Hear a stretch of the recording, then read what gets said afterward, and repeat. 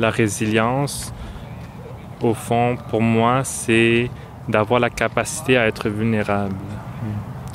Et je crois que souvent la résilience est vue comme la capacité de ne pas être vulnérable.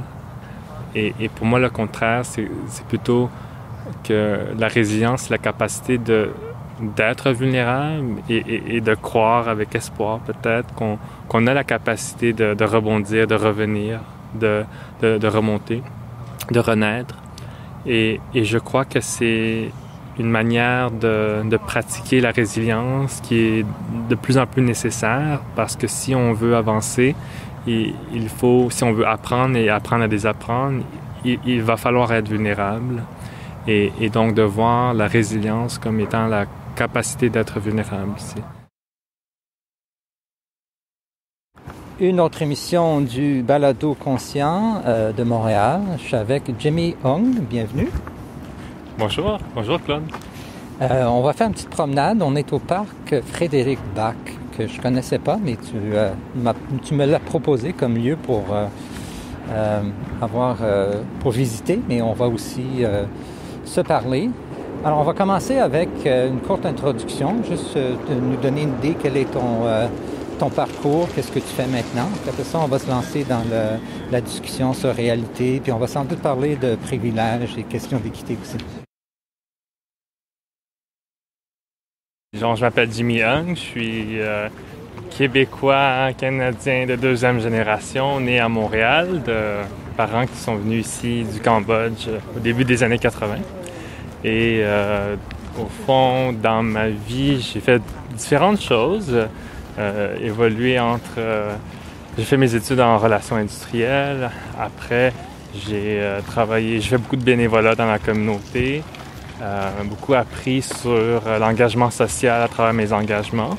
Je me suis fait beaucoup d'amis, surtout aussi à travers l'engagement social, qui est devenu peut-être quelque chose qui m'a beaucoup aidé à m'intégrer, mais à m'intéresser plus aussi à la société québécoise et canadienne, pour ensuite me retrouver à la Commission canadienne pour l'UNESCO, où on s'est un peu plus connus, parce que c'était au Conseil des arts du Canada. Et par la suite, j'ai fait un petit voyage à travers les Amériques. Petit voyage, oui, sur une petite moto. Une motocyclette de Montréal jusqu'en Argentine. Et où j'ai fait un projet un peu similaire au tien, où je me suis intéressé un peu à l'identité culturelle des gens. Donc j'ai fait des entrevues avec des gens dans environ 16 pays et avec comme objectif d'essayer de voir c'était quoi l'identité américaine, mais américain dans le sens du continent plutôt que du pays au sud de nous. Et donc ça m'a amené à faire toutes sortes de rencontres à travers l'Amérique latine et c'est une expérience qui m'a beaucoup enrichi. Et depuis mon retour à Montréal, je fais un mélange de consultation par rapport aux questions interculturelles, surtout en éducation interculturelle. Et je travaille aussi dans une école secondaire, tout près d'ici, tout près de ce parc, dans le quartier Saint-Michel, comme animateur de vie spirituelle et à l'engagement communautaire. Et c'est à peu près ce que je fais maintenant et je passe beaucoup de temps aussi à réfléchir sur les questions qu'on a en commun. Donc, je sais que tu as écouté l'émission Réalité. Je voulais savoir quelles ont été tes réactions vis-à-vis la thématique de la réalité, du deuil écologique, etc. Et sur cette question du deuil écologique que j'ai trouvé intéressant, c'est peut-être pas un concept auquel je m'étais exposé, mais que je comprends en même temps qui résonne immédiatement lorsqu'on l'entend. Et ça m'a bien sûr fait penser à la relation entre l'individuel et le collectif, que j'explore depuis un peu plus d'un an en fait, à travers l'angle du traumatisme. Et je me suis beaucoup intéressé à travers, entre autres, mon questionnement et mes recherches sur la question du privilège, au rôle des traumatismes dans nos vies, autant individuelles que collectivement. Et je me rends compte qu'à ce niveau-là, il y a une dimension collective qui, je crois, est difficile à accéder lorsqu'on n'est pas entièrement en lien avec nous-mêmes.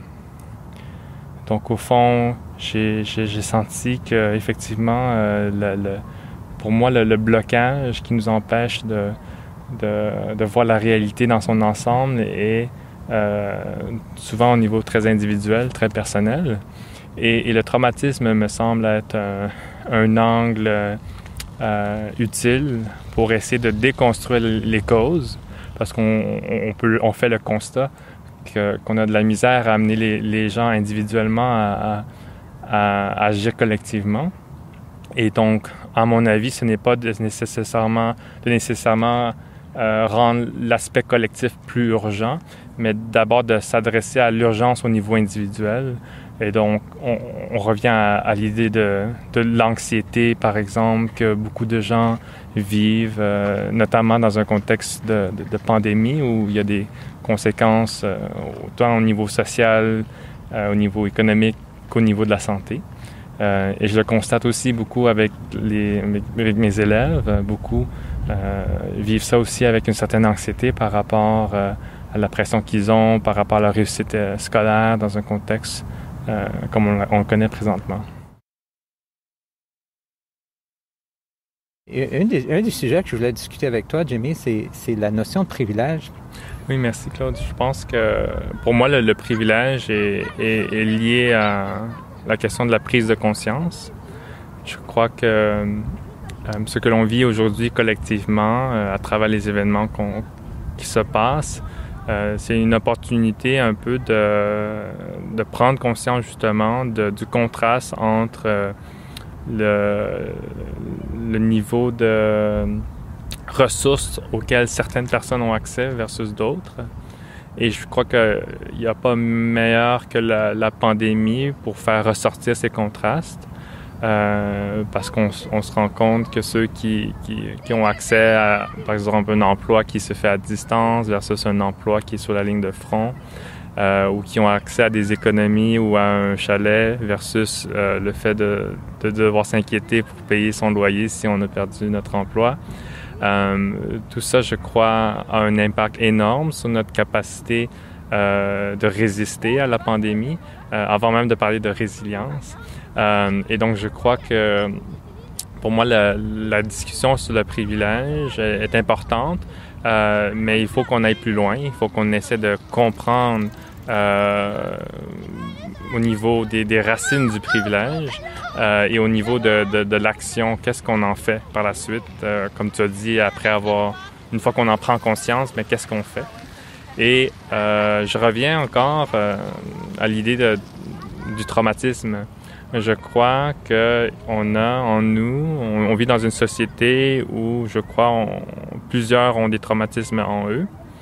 Et le fait qu'on ne les a pas adressés très souvent fait en sorte qu'on n'est pas entièrement connecté à soi-même. Et je crois que quand on n'est pas connecté à tout notre être, on n'arrive pas à être connecté à d'autres personnes et au collectif. Et donc, je sens que l'enjeu du privilège, souvent, on pense que c'est lorsque les gens sont trop égocentriques, qu'ils n'arrivent pas à prendre conscience de leur privilège. Et je crois qu'en partie, c'est ça. Mais je crois que l'autre côté, c'est que c'est parce que les gens sont seulement en lien avec une partie d'eux-mêmes, ne sont pas liés avec d'autres aspects de qui ils sont. Les parties d'eux-mêmes qui sont au fond leur humanité et l'humanité commune qu'on partage tous. Donc, au fond, je veux dire qu'au fond, il y a une dimension très spirituelle, je crois, à cette question sur le privilège. Et je crois que il faut l'aborder aussi sur le regard spirituel. De l'autre côté, je crois qu'un des points de référence que j'utilise souvent, c'est Abraham Maslow et sa hiérarchie des besoins, qui a beaucoup été utilisée en marketing et par rapport à la théorie de la motivation. Je crois que ce qui se produit avec la question du privilège, c'est que ça dépend à quel niveau dont on parle. Je crois que souvent, ce qui arrive, c'est que on peut être privilégié par rapport aux besoins matériels, mais en même temps avoir des grands besoins au niveau social ou spirituel. Et donc, ce qui se produit, c'est que je crois que différentes personnes sont à différents niveaux de leur expérience de vie. Et c'est ce qui fait en sorte que souvent, on ressent ce scarcity, cette lacune de quelque chose. Et lorsqu'on ressent cette émotion, cette lacune, on ne se sent pas privilégié. Donc, si je manque de sens par rapport à ce que je fais dans ma vie, ça nous replonge dans un état d'esprit de lacune. Et c'est cet esprit de lacune, je crois, qui nous déconnecte des autres personnes dans la société. Et c'est pour ça que je crois souvent l'enjeu environnemental, par exemple, qui nécessite quand même une certaine bande passante, de pouvoir regarder. C'est un enjeu qui est très systémique en plus.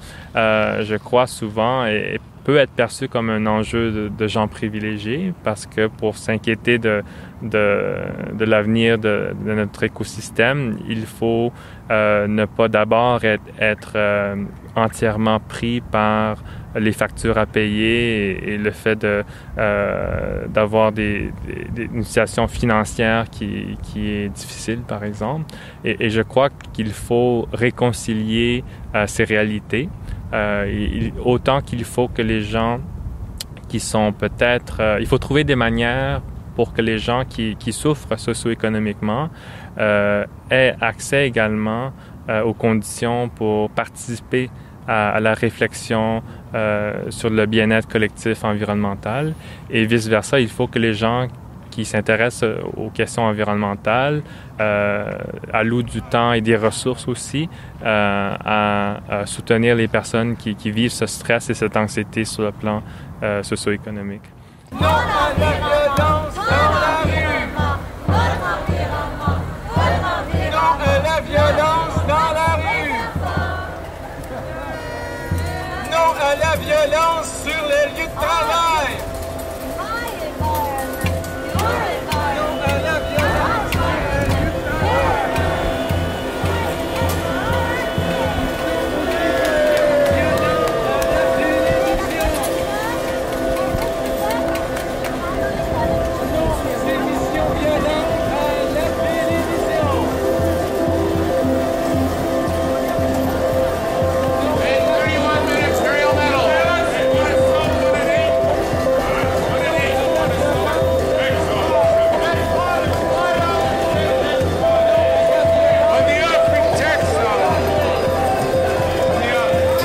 Professeur de droit, Shalanda Baker.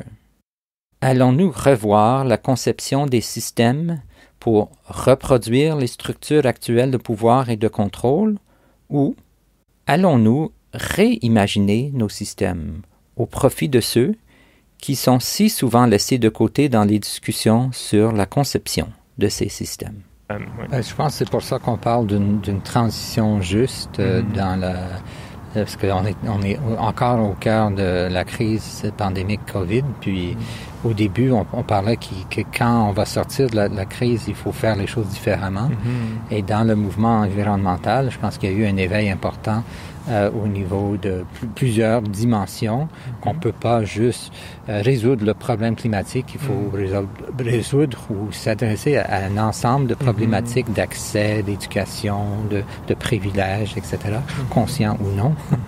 Ce que je trouve avec la question du privilège, c'est qu'il faut aussi aborder la question de la responsabilité.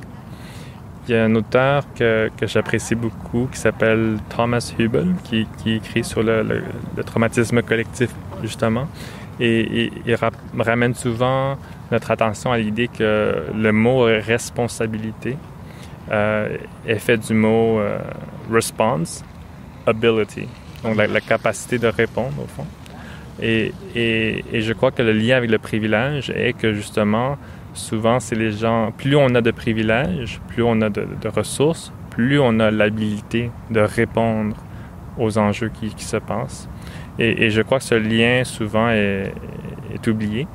De plus, je crois que l'enjeu de la responsabilité, du privilège, c'est aussi de reconnaître que même si on n'est pas responsable de nos privilèges, parce que la nature d'un privilège, c'est que c'est quelque chose qu'on n'a pas nécessairement mérité ou travaillé pour, il faut à la fois vivre avec cette idée qu'on n'est pas responsable du fait qu'on a ce privilège, mais on est responsable de ce que l'on en fait.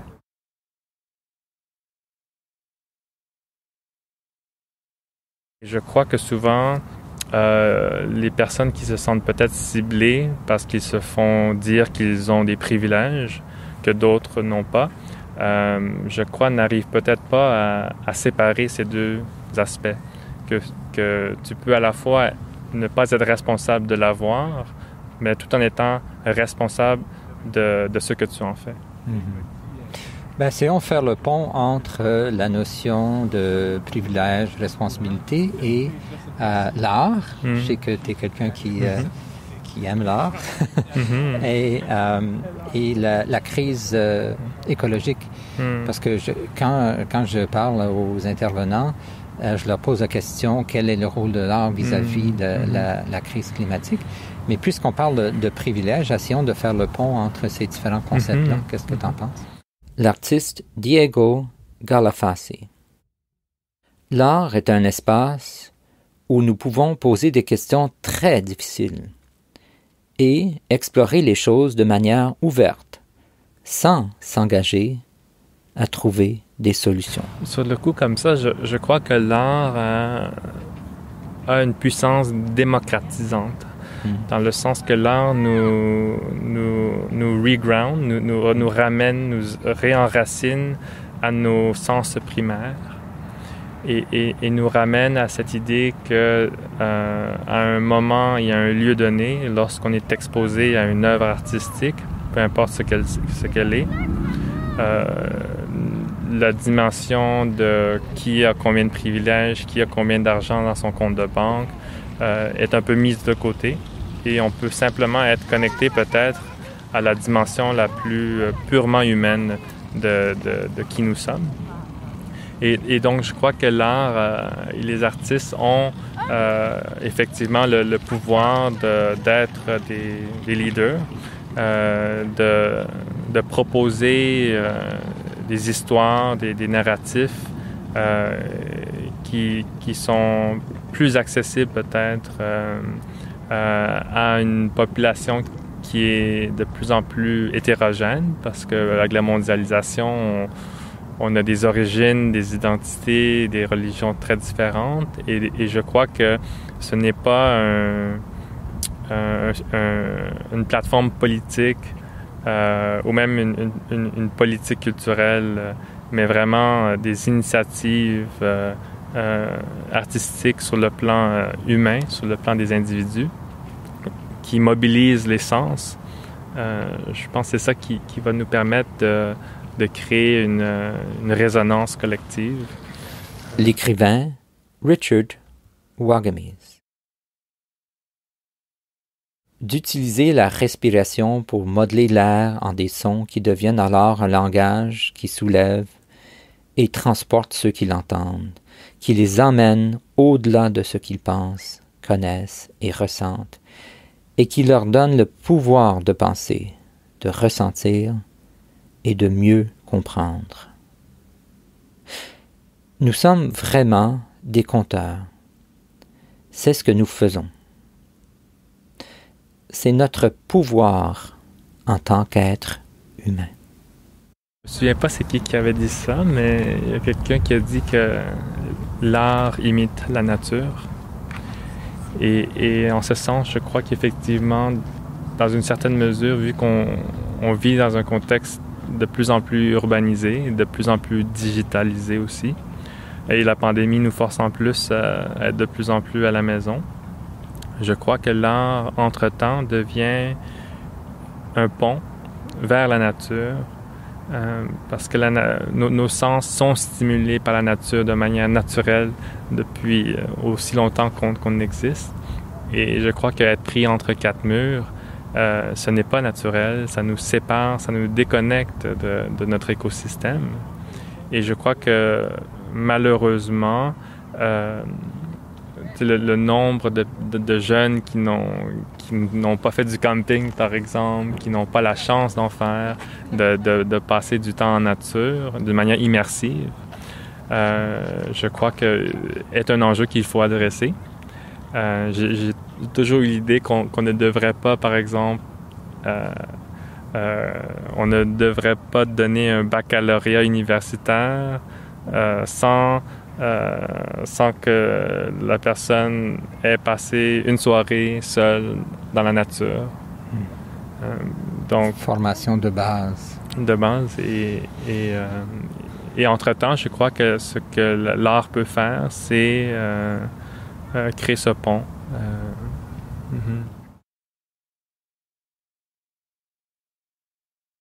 Ce que j'anticipe, c'est d'avoir une spiritualité qui nous aidera à guider la place de la technologie dans nos vies. Je crois qu'il y a une époque où la spiritualité venait guider un peu la place de la religion.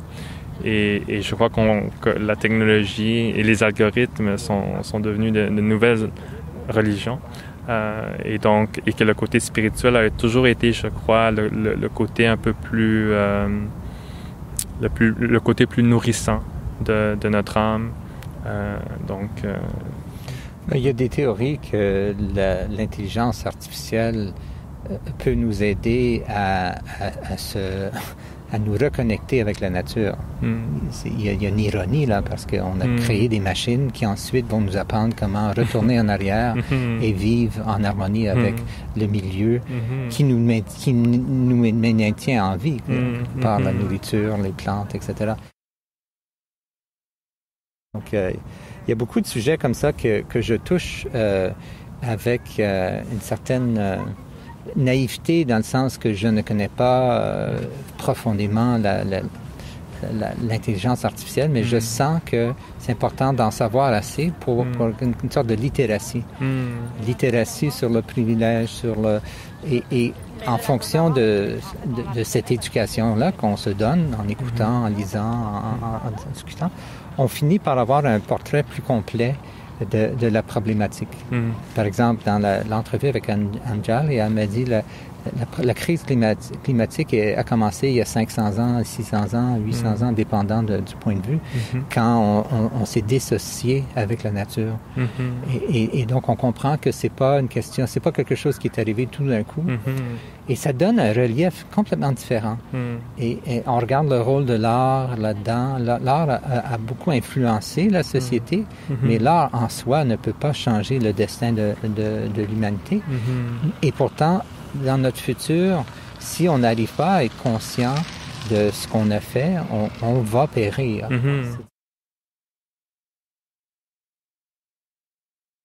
The first language that colonization sought to suppress, which was that of indigenous peoples, is where a lot of the answers are held. Je crois que dans cet épisode avec Angélie, je pense que vous avez aussi discuté de la place des traditions autochtones pour vivre, pour interpréter aussi autant la nature que l'art. Et je crois qu'un des enseignements qui me marque le plus, c'est celui sur les 7 générations. Et une des manières dont je l'ai apprise, c'est de nous voir comme étant la génération du milieu, la 4e, disons, et d'avoir comme pratique d'être en lien avec les 3 générations avant nous et les 3 générations après nous, parce que c'est aussi une étendue qui reflète les rencontres réelles qu'on peut faire. J'ai connu mon arrière-grand-père pendant 5 ans, il est mort après, et j'espère un jour peut-être connaître mes arrière-petits-enfants. Et je crois qu'il y a un besoin de concevoir notre existence au-delà de notre vie, et sans laquelle, je crois, l'enjeu environnemental ne sera pas bien saisi. Et je crois que le rôle des arts et de la culture est de justement préserver et transmettre les identités de nos générations antérieures et postérieures. Et je crois que le rôle des arts, c'est aussi dans la réinterprétation, que la manière d'interpréter la réalité de mon grand-père aujourd'hui, cette histoire, sa vie devra être racontée d'une manière différente dans 2 générations pour qu'elle puisse être bien saisie par mes descendants. Et le rôle des arts, je crois, est d'être cette force vive qui contribue à valoriser et revaloriser constamment notre héritage.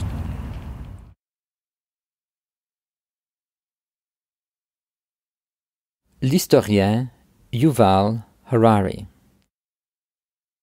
Si vous pensez à une religion, un système économique, un système politique, à la base, vous trouverez une histoire fictive sur Dieu, sur l'argent, sur le droit de l'homme, sur une nation. Toutes ces choses sont des histoires fictives. Elles ne sont pas une réalité biologique, mais une fiction très puissante, convaincante et bénigne, qui nous aide à organiser nos systèmes politiques et juridiques dans le monde moderne. Je m'intéresse beaucoup aussi à Yuval Noah Harari, comme tu as mentionné, et je crois que beaucoup de ses idées ont été très intéressantes pour moi. Je m'intéresse aussi à Steven Pinker, et je ne suis pas encore très sûr de quel sens donner à ce qu'il dit, mais je sais qu'il amène un regard un peu plus relativiste, où, par exemple, d'un côté, on a le mouvement écologiste, avec des idées comme le fait que c'est une question de survie de l'humanité, qu'il y a l'extinction de l'humanité qui est à notre porte si on n'agit pas. Et d'un autre côté, le regard selon lequel on est rendu 8 milliards d'êtres humains. Et si on regarde l'évolution de l'humanité dans son ensemble, on est passé de 1 milliard à 8 milliards, je crois, en 100 ans ou à peine un peu plus peut-être. Et je crois que cette réalité, ce fait statistique, doit être adressé par le mouvement écologiste. Et je crois que c'est un constat qui est de nature plus existentielle que biologique, dans le sens où moi j'y vois une tension que j'ai pas encore réconciliée, de dire que d'un côté, selon Pinker du moins, l'espérance de vie n'a jamais été aussi haute, la qualité de la santé aussi, à un âge plus avancé, n'a jamais été aussi bonne, et que si on se compare à il y a 200-300 ans, n'importe qui ne pourrait que vouloir vivre aujourd'hui. Et donc, la question, c'est de dire, est-ce qu'on est temporellement ethnocentrique? Est-ce que notre angle mort, notre shadow collectif, c'est de tellement s'identifier à notre génération qu'on a peur de plus continuer à vivre la manière qu'on a toujours vécu dans notre vie, mais d'oublier à quel point que par rapport aux générations précédentes, on a fait toutes sortes d'améliorations. Et l'enjeu là n'est pas d'excuser l'un à cause de l'autre, mais je crois que c'est une dimension qu'il faut intégrer de manière plus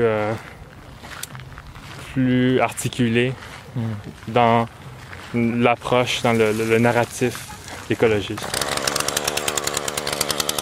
L'historien Paul Krauss. Pour Francis Bacon, l'homme est supérieur à la nature, mais l'homme est aussi aliéné à la nature. La nature est dure et impitoyable, et il faut la conquérir.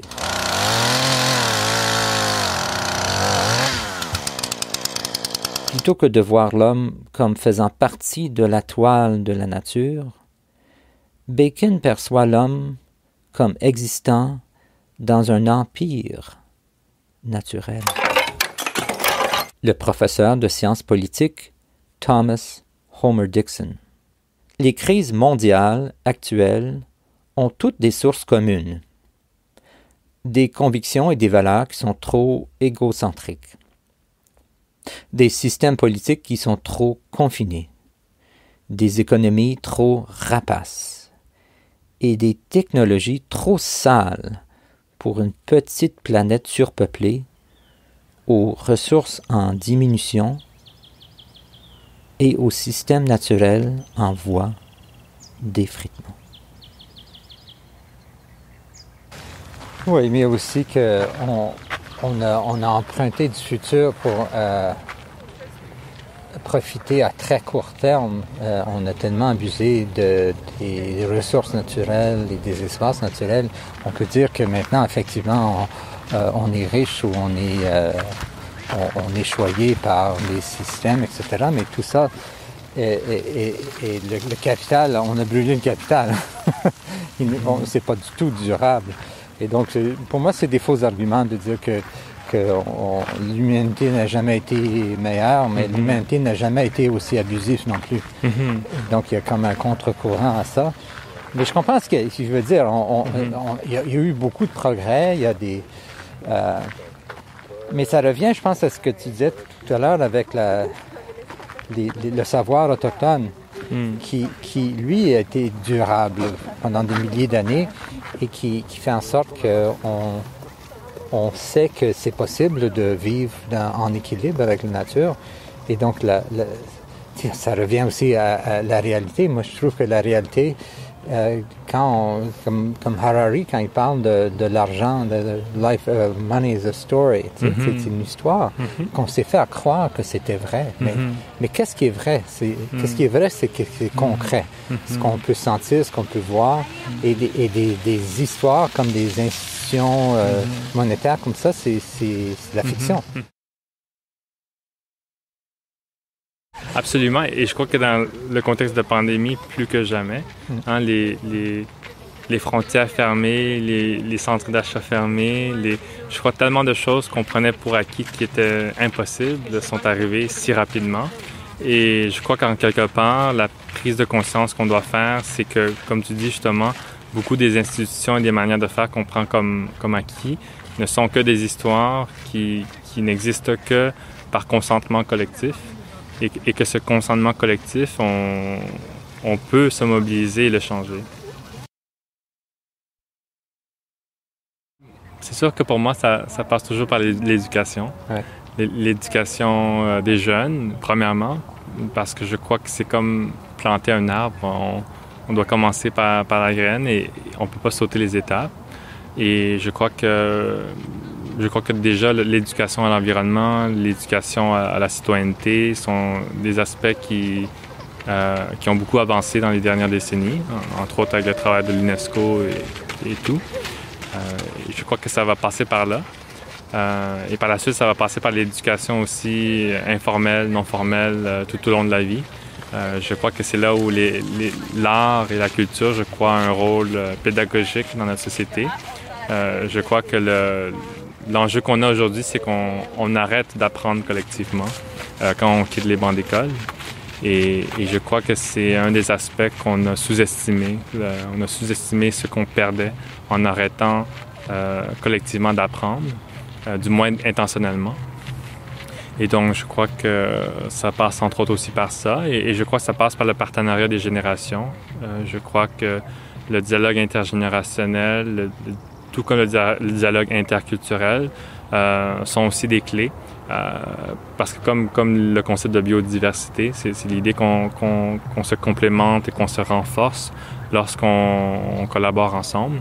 Et je crois que ça, c'est un autre aspect qu'il faut soutenir. Et je crois encore que l'art et la culture sont des espaces vraiment idéaux pour avoir ce dialogue et pour pouvoir développer ces affinités.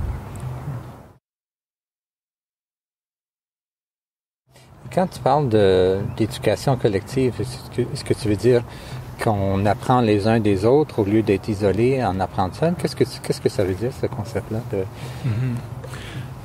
Pour moi, c'est un peu de tout. C'est autant, je crois, des documentaires diffusés sur Netflix, par exemple. Ça peut autant être ça. Que des rassemblements culturels qui permettent d'apprendre sur un enjeu qu'on ne connaissait pas avant. Que le dialogue entre deux personnes qui proviennent de parcours de vie différents, mais qui arrivent à s'entendre, à s'écouter et à se comprendre. Je crois que c'est d'en faire une intention et pas juste un événement qui arrive accidentellement quand on se promène à Montréal, mais quelque chose dont on en fait intentionnellement et volontairement l'objectif. De la même manière que jusqu'à la fin du secondaire et souvent au cégep et à l'université, on passe toute cette période de notre vie, 5 jours semaine, un paquet d'heures par jour, à étudier de manière formelle. Je crois qu'il faut trouver une manière de poursuivre cet apprentissage intentionnel tout au long de la vie. Et au-delà de notre valeur en tant que travailleur dans la société, je crois qu'il faut cultiver notre valeur en tant qu'apprenant aussi. Et c'est notre manière, je crois, d'honorer aussi la nature mature. Et nous aussi, on doit continuer à être alimenté par tout ce qui est autour de nous, plutôt que de penser qu'après les études, on a acquis tout ce qu'on avait à acquérir. Et là, on a juste à faire ce qu'on a à faire.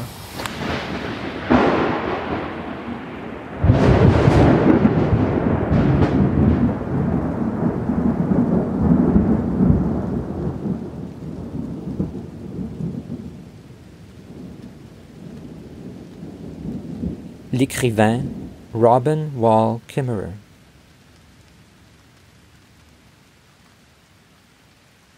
La terre est le véritable maître. Tout ce dont nous avons besoin en tant qu'étudiants, c'est d'être attentifs.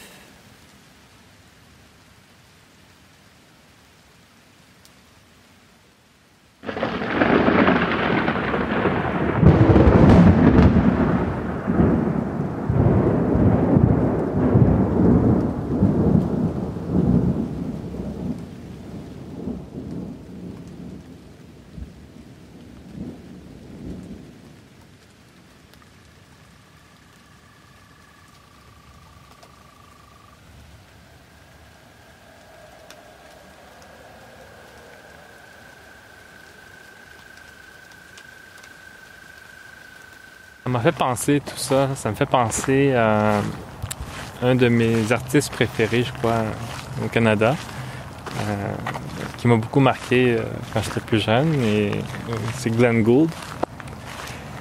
Et je crois que ce que tu fais me fait penser à lui parce que je sais que vers la fin de sa carrière, il a pris un tournant différent.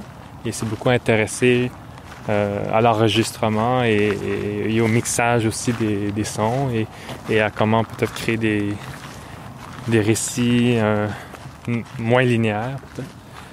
Et ça m'a fait penser à ça quand j'écoutais tes balados en ligne parce qu'il y avait une attention, un souci une intentionnalité de prendre chaque extrait et de le regarder sous divers angles.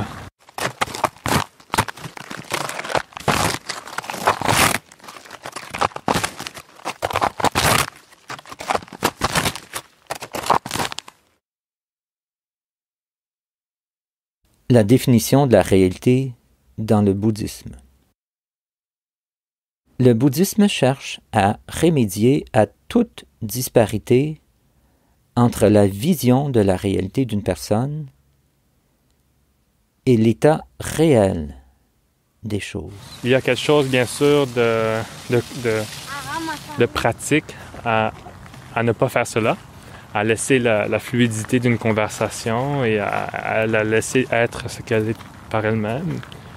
Mais je crois qu'en même temps, il y a quelque chose aussi de fascinant dans l'idée de pouvoir prendre un extrait d'idée et à la regarder sous différents angles et à la comparer avec d'autres choses qui existent dans notre écosystème et après à la superposer avec cette chose même.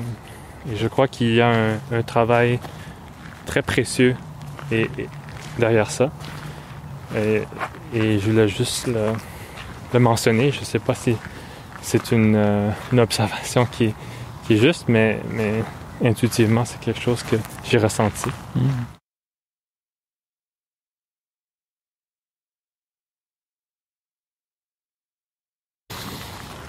Et parce que le son est quelque chose de tellement intangible avec nos yeux, je crois que justement, il y a toute une richesse et il y a différents niveaux de sens qu'on néglige souvent. Et qu'elle est un outil, elle est un véhicule. Au fond, le son est un véhicule. Et c'est comme un véhicule sur lequel on n'a jamais pris la roue, le volant, et on ne fait que y aller dans une direction linéaire, alors qu'avec ce véhicule qui est le son, on peut aller dans tous les sens. On peut même voler.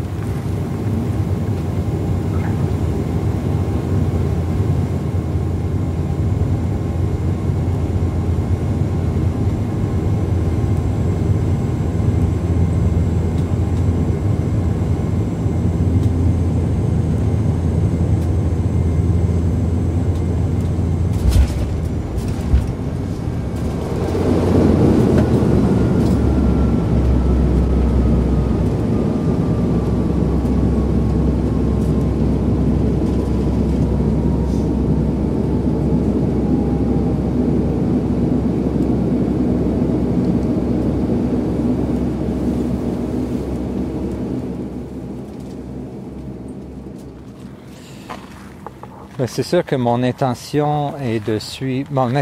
processus est de suivre mon instinct. Et j'étais en voiture l'automne passé, puis j'ai dit qu'est-ce que je vais faire de mon temps à ma retraite. J'ai genre du temps. Et j'ai dit je vais créer des choses que j'ai envie d'entendre, mais à ma façon. Donc il y a beaucoup de silence. Puis quand je suis en voiture, j'aime ça entendre les gens parler très très lentement. Parce que j'absorbe mieux les sens quand quelqu'un me parle lentement. Mais il dit des choses importantes, mais lentement. Pas toujours lentement, mais avec une certaine lenteur, puis le silence, puis des espaces sonores des transitions, des contrastes. Puis c'est comme ça que j'aime écouter. Donc, je dis, pourquoi pas faire ce que j'ai envie de faire? Je suis assez vieux, là. Je suis pas obligé, personne ne me dit quoi faire. Alors, puis c'est ça que je fais. Alors, puis des fois je me trompe, puis des fois je tombe sur des espaces ou des contextes qui fonctionnent bien. David Haley. Nous avons maintenant besoin de l'esthétique pour nous sensibiliser à d'autres modes de vie.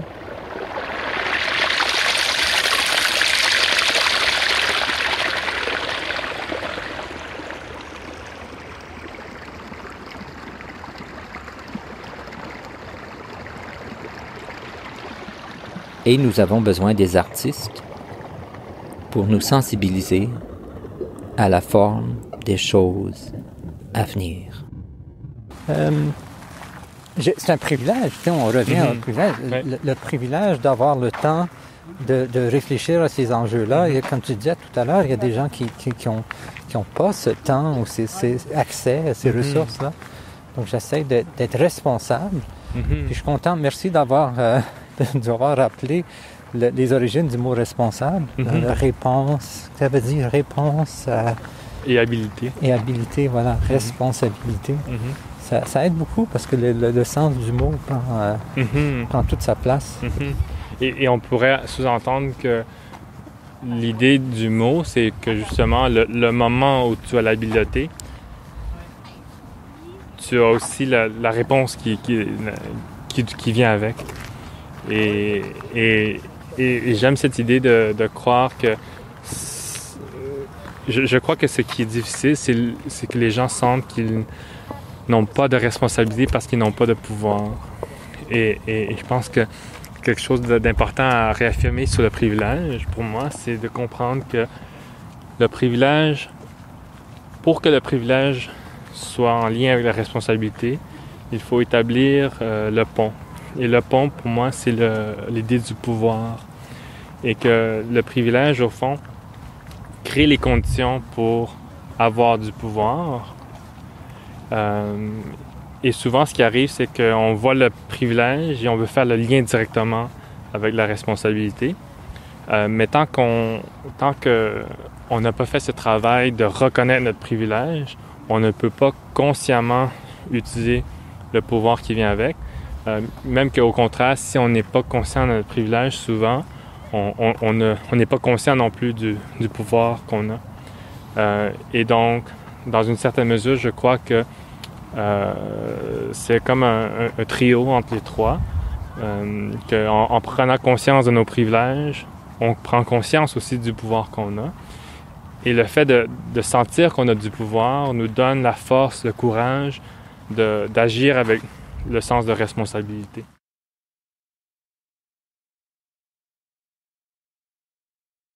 Et dans le contexte de la crise climatique, comment est-ce qu'on peut utiliser notre conscience de nos privilèges pour faire avancer un impact positif? Je crois que c'est dans la prise de conscience, je crois, de notre interconnexion. Parce que je crois que le type de privilège dont on bénéficie, surtout ici, par exemple, au Canada, est en partie lié à un système d'approvisionnement mondial qui fait en sorte qu'on a tellement de confort et de facilité parce que on consomme beaucoup de choses qui sont produites ailleurs, qui sont fabriquées avec les ressources naturelles d'ailleurs. Et pourtant, on n'est pas conscient que c'est un privilège de pouvoir profiter de ces ressources d'ailleurs. Et que lorsqu'on en bénéficie, on est par définition relié à ces endroits, à ces communautés, à ces milieux naturels. Et ça, c'est un privilège en soi, d'avoir accès à ce lien. Et je crois que présentement, il y a une déconnexion avec ces liens-là. On en bénéficie, mais sans en être conscient. Et quand on en prend conscience, c'est là où on se rend compte que c'est pas le cas pour tout le monde. Et selon moi, c'est en ce sens-là.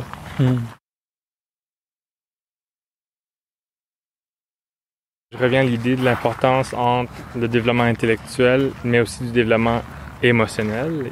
Et je crois que ce qui se produit souvent lorsqu'on en prend conscience, c'est qu'il y a un sentiment de culpabilité ou même de honte qui émerge en nous.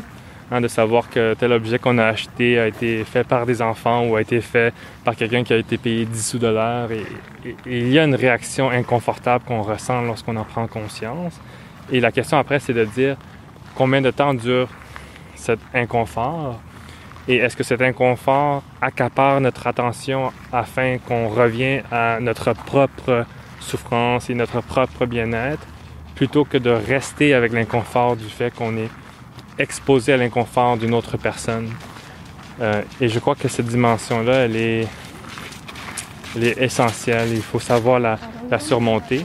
Et ce que je propose parfois comme métaphore, comme idée, c'est de comprendre le sentiment de culpabilité qu'on peut ressentir comme étant une réponse auto-immunitaire, disons, mais sur le plan moral. Dans le sens où, de la même manière qu'on a un système nerveux, physiquement, biologiquement, dont le rôle est de nous avertir lorsqu'on touche à quelque chose de pointu ou de chaud, et que notre réponse, c'est de réagir en retrait. Mais qu'au fond, le sentiment de culpabilité ou de honte face à l'abus auquel on contribue, l'abus de l'environnement ou l'abus des droits humains, doit être perçu comme un système d'intelligence morale inné en nous qui est en train de nous dire qu'il faut agir, qu'il faut faire quelque chose et d'y faire confiance comme étant une force plutôt qu'une forme de faiblesse. Et que si je sens de la culpabilité par rapport à mon empreinte écologique, mais que mon réflexe est donc d'agir et que si je ressens cette culpabilité, c'est que j'ai en moi la capacité de l'adresser.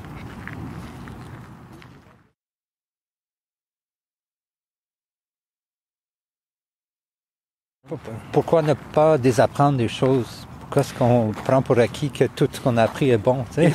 Et c'est là où je pense que je reviendrai à ta pratique bouddhiste et à l'importance du vide. Parce que comment qu'on fait pour ajouter à un verre plein? Mais il faut vider ce verre. Mais en même temps, comment vider un verre qu'on a passé notre vie à accumuler en le versant dans un autre verre vide?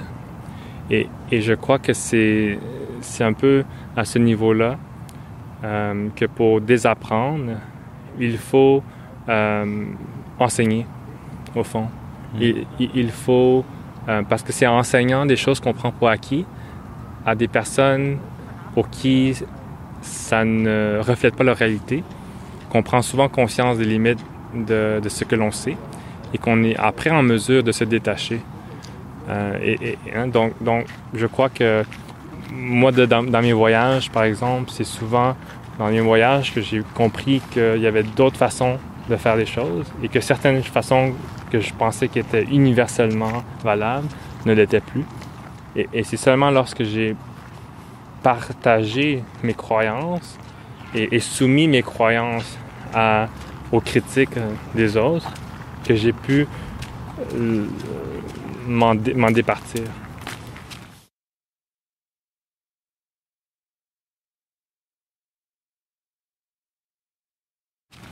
Ben, tu es en train de m'apprendre que je suis en train de je sais pas, enseigner c'est un gros mot parce que je sais pas si je suis enseignant, mais je suis en train de me rééduquer et en parallèle, j'invite ceux qui veulent apprendre avec moi, de moi, de le faire. C'est un processus, de curiosité et d'ouverture. Parce que, en quelque part, je suis vulnérable quand je pose des questions tout croche ou j'admets que je ne sais pas quelque chose. Mais j'ai plus envie de me lancer avec respect de tous les gens autour de moi dans des questions difficiles. Je trouve que c'est plus intéressant de faire ça que de juste vivre dans une sorte de bulle. Et finalement, on passe à travers les périodes difficiles, on passe à travers le deuil, on passe à travers l'acceptation de la réalité, tout ça, pour arriver à un autre niveau de conscience. On finit par mourir, mais en quelque part, c'est une vie qui est très engagée dans le moment, de toujours être le plus vivant possible. Et toi, en tant que pédagogue et en tant que, moi, je te considère un philosophe, c'est bien de se laisser aller dans un processus d'éducation qui est quelque part ouvert, qui n'a pas qui est pas dogmatique. Comme quand je t'entends parler, toi, tu cherches toi aussi. Tu n'as pas de réponse définitive. Tu es ouvert d'une part à un dialogue. D'ailleurs, quand tu es venu chez nous, ça m'a beaucoup impressionné parce que tu aimes parler aux gens. C'est par amour du dialogue que tu le fais et par curiosité aussi, mais j'ai trouvé ça très sympathique que tu sois venu chez nous et t'écoutes très bien. Mon fils, par exemple, il parlait de sa passion pour l'histoire, puis je t'écoutais tellement avec attention, c'était très beau. Merci Claude.